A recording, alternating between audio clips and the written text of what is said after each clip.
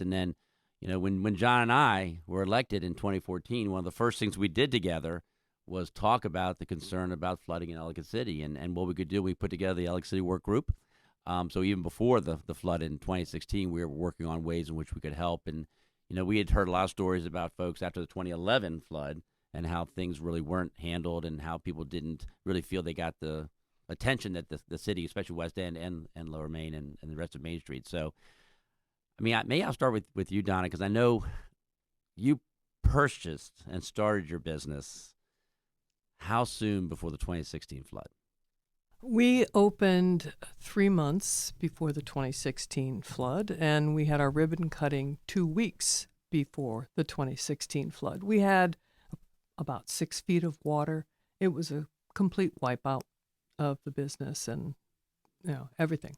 Can you kind of explain kind of how that affected you and your family and what it was like for someone? Because I think folks hear about the floods, but they sometimes don't understand how it really has impacted people, not just professionally, but also personally. Yeah. Well, it's hard because being in Ellicott City on Main Street there is a passion project for everybody. We love the town. It's unique. And visitors that come assume that the flood problem's been fixed. They always ask that question. So, they've taken care of this problem now, and they're just shocked when you say, really? No, it could flood tomorrow, just like it did.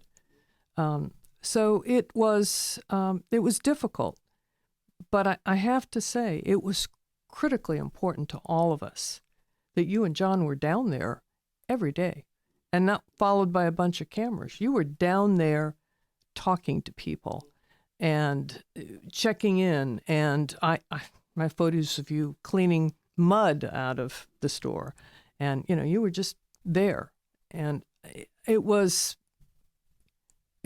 such a wonderful thing for both of you to do that, and it provided I think a really strong spirit that caused most of the businesses to come back, and we knew that you genuinely cared, and so, it is difficult. We had 8 feet of water in 2018, so it was worse, although the county says it was not worse, but it was.